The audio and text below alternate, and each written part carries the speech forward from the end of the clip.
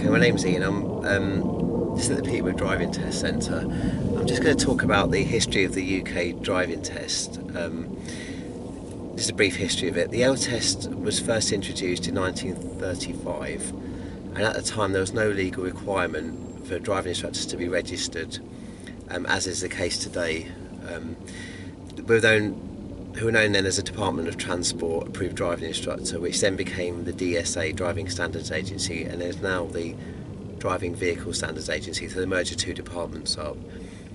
In 1939, the driving test was suspended due to the World War II, as was the case in 2020 when the pandemic started. In many respects, the L test of 1935 is, for the most part, the same as it is today. So what are the main differences between the test in 1935 and the test now? Well, the test was shorter then, it was 30 minutes, now it's 38 to 40 minutes. The test was mainly conducted in and around town and rarely involved going out on country roads.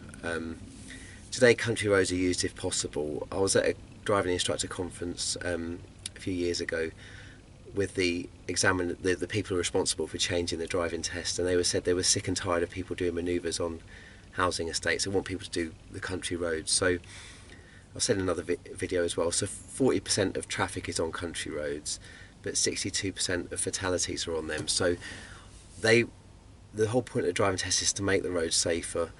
So they want learner drivers to go on those country roads and show off their skills on more dangerous roads. So that's what they want. So they've only got one manoeuvre now, so they've got more time to do country roads. Another major change, as I just mentioned, is the manoeuvres. The manoeuvres have changed and they're fewer. So in 1935, the standard then was a left reverse and a turn in the road. That's commonly known as a three-point turn now. They've taken those out. They've tried to make it fall in line more with real world driving. So driving forward into a supermarket bay park, reversing into a bay. They've got the parallel parts still in there, and pulling over on the right and reversing. So they're trying to get you to do more real world driving. And this is, as I said earlier, it's just to get people to do more country roads. We're going to see how safe you are on those country roads to make sure you're safe enough to go out on your own, to make all the roads safer. Two other changes that have been made in recent times is the introduction of independent driving. So in a 38 to 40 minute test, it used to be 10 minutes where you had to follow signs and directions from the examiner.